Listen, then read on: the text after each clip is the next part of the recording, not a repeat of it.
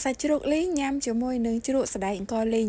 ចំពោះសាច់ជ្រូកលីងញ៉ាំជាមួយជ្រក់សណ្តែកអង្គលីងនេះមិនមែនជាមុខម្ហូបតំបន់ខាងអ្នកស្វាយរៀងទេចា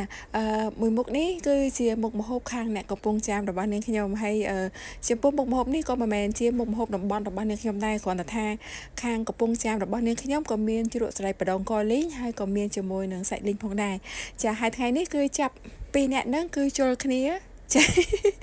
គឺញ៉ាំជាមួយគ្នាតែម្ដងឥឡូវនេះសូមបងប្អូនតាមដានពីរបៀបធ្វើជ្រក់សណ្តែកបដោះអង្គលីងជាមួយនឹងនាងខ្ញុំទាំងអស់គ្នាចំពោះគ្រឿងផ្សំសម្រាប់យកមកធ្វើជ្រក់សណ្តែករបស់នាងខ្ញុំគឺមានអង្គលីងមានខ្ទឹមសខ្ទឹមក្រហម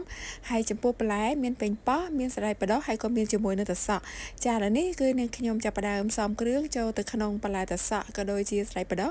ចាគ្រឿងផ្សំមានដូចជាអង្គលីងខ្ទឹមសខ្ទឹមក្រហមទឹកត្រីស្ករអំបិលប៊ីចេងម្សៅស៊ុប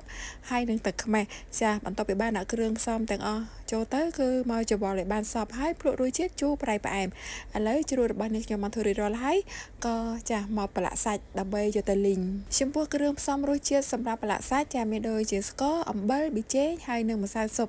ចំពោះស្ករគឺនាងខ្ញុំប្រើតែបន្តិចទេចាដើម្បីឲ្យវាជួយបង្កើនរសជាតិអញ្ចឹងណាចាបន្ទាប់ពីបានប្រឡាក់ជាមួយនឹងគ្រឿងផ្សំរួចរាល់ហើយផ្អាប់ទុកបានបន្តិចក៏យកសាច់នឹងទៅលីង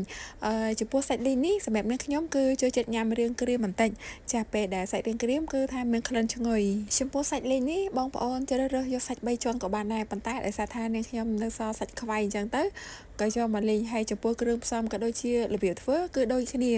ចាឥឡូវនេះសាច់លីងរបស់នាងខ្ញុំបានលីងក្រៀមមកល្មមដែលនាងខ្ញុំចូលចិត្តហើយគឺស្រង់ឡើងហើយមួយវិញទៀតនាងខ្ញុំចង់បញ្ជាក់ជូនបងប្អូនថាចំពោះជ្រក់សណ្តែកបដោះចាបន្ទាប់ពីយើងលាយគ្រឿងផ្សំរួចរាល់ហើយព្រោះរសជាតិល្មមហើយគឺយើងផ្អាប់ទុកតែ1ម៉ោងគឺញ៉ាំបានហើយចាពីព្រោះអីជ្រក់នេះ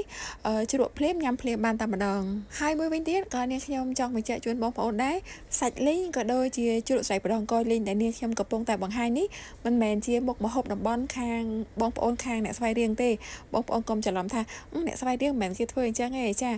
មុខម្ហូបដែលនាងខ្ញុំកំពុងតែបង្ហាញនេះគឺជារសជាតិសម្រាប់អ្នកកំពុងចាំរបស់នាងខ្ញុំទេចាហើយឥឡូវនេះសាច់លីងរបស់នាងខ្ញុំក៏បានរៀបចំរួចរាល់ហើយជ្រក់សណ្តែកបដោះដែលនាងខ្ញុំបានបង្ហាញពីរបៀបធ្វើនេះចាបន្ទាប់ពីធ្វើហើយយើងអាចញ៉ាំជាមួយនឹងត្រីអាំងឬមួយក៏ត្រីចៀនសាបចាហើយមួយវិញទៀតនោះគឺសាច់ជ្រូកប្លែកហ្នឹងបងប្អូនគឺថាញ៉ាំទៅគឺត្រូវជាតិគ្នាខ្លាំងមែនតើហើយឥឡូវនេះវីដេអូបង្ហាញរបស់នាងខ្ញុំក៏បានដល់ទីបញ្ចប់ផងដែរហើយនាងខ្ញុំសុគន្ធាក៏សូមអរគុណបងប្អូនទាំងអស់គ្នាដែលបានតាមដានខ្សែវីដេអូមួយនេះពីដើមដល់ចប់ជាមួយនឹងនាងខ្ញុំបើសិនមកជាបងប្អូនពេញចិត្តរកការបង្ហាញរបស់នាងខ្ញុំសូមបងប្អូនជួយចុច like ក៏ដូចជា share ចែករំលែកដើម្បីទទួលបាននូវវីដេអូថ្មីៗរបស់នាងខ្ញុំចាហើយនាងខ្ញុំសុគន្ធាក៏សូមជូនពរបងប្អូនទាំងអស់គ្នាមានសុខភាពល្អចាអរគុណច្រើនបាយបាយ